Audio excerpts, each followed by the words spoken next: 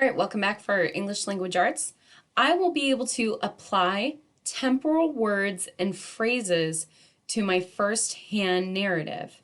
So some of these are going to be really familiar to you because if you recall when we were writing our 100th birthdays on our 100th day of school, we used temporal words and phrases to give us more time order when we're talking about first I did this, then I did this, then this happened. So those are the types of phrases and words that we're going to be talking about today. So when you write a narrative, it's important that you let your readers know the order in which the story events occur. Effective writers use temporal words and phrases to help readers follow the order of events in a story. In this lesson, you will practice using temporal words to signal the order of events in your own writing. So, what are some temporal words you can use to show the order of events in a first-hand account? So, just write some of those phrases that you remember using, and just as many as you can really think of. So here are some for the beginning of a narrative.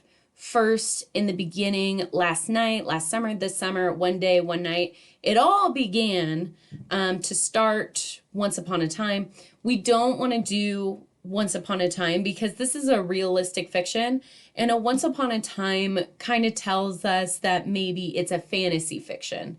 But since it's a realistic fiction, I would say, one day, one night, it all began is a great way to start, especially this first-hand narrative.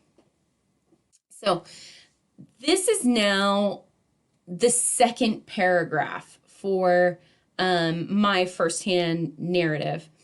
So I'm going to read it aloud, and then we're going to kind of break it down and go over it. We reached the back of the basement. We couldn't hear the siren anymore. It was time to get into our safety positions. We crouched down on the floor, face down. We put our heads on our knees. We placed our hands behind our heads. I began imagining what was happening outside the school. We learned in science class that tornadoes' strong winds can even lift heavy objects such as cars. That's what I imagined happening outside the school. A car being flipped over and over again, landing back on the ground. I remember that we learned tornadoes could crush buildings. I pictured the tornado coming for our school. Mr. Rex told us that the tornado passed by us. It was over. I was so relieved. So there's nothing in this paragraph that's wrong, but as it's written, it just sounds like a list of separate events. In order to improve the flow of my writing and give the reader a better idea of how these events are connected, I'm going to add some of those temporal words. So the first three sentences. It seems to me that the students would have to wait for the siren to stop to get into their safety positions. I think I'll combine these sentences with another temporal word and a conjunction and to make this connection clear. After we reached the back of the basement and couldn't hear the siren anymore, it was time to get into our safety positions. So now these three sentences are no longer separated as their own events. They're combined into one event that after we reached the basement, then we couldn't hear the siren anymore. Finally, it was time to get into our safety positions. But even adding that and in there just to create more, that way I don't have as many sentences in this one paragraph. That conjunction helps pull it all together into one flow of one thing that happened. So after is another good temporal word. We crouched down on the floor face down. We put our heads on our knees. In these next two sentences, the narrator says she and her classmates crouched down on the floor face down and put their heads on their knees. I'll combine these sentences and add another temporal word, as well as another conjunction to reinforce this idea. First, we crouched down on the floor face down and put our hands on our knees. So now I have my first what we did and then what did we do directly during that time? And so it helped connect two very short sentences into one. And I've added that temporal word of first. So you're going to be working on your next paragraph and incorporate temporal words and phrases into your writing. So some of these are then, next, also, after that, meanwhile, in the meantime, second, suddenly, before long, later that day, later that night, as soon as something. Those are all great to starting sentences or even starting your next paragraph.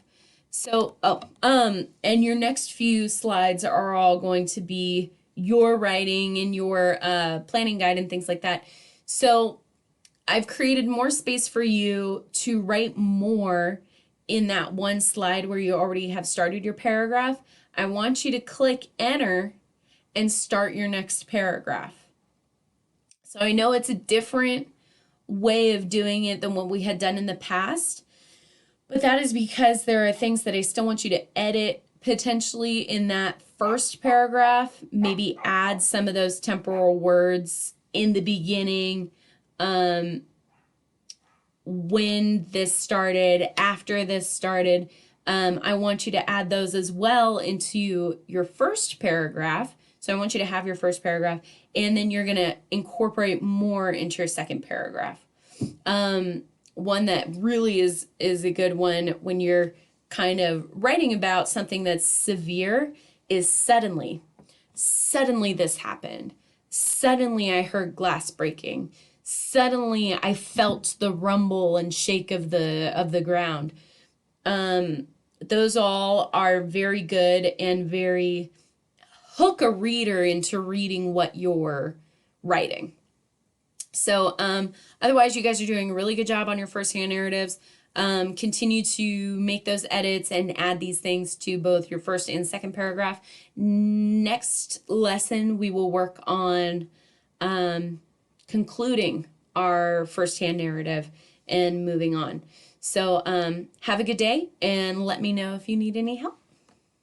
Oh, don't forget to read every day, half hour to an hour.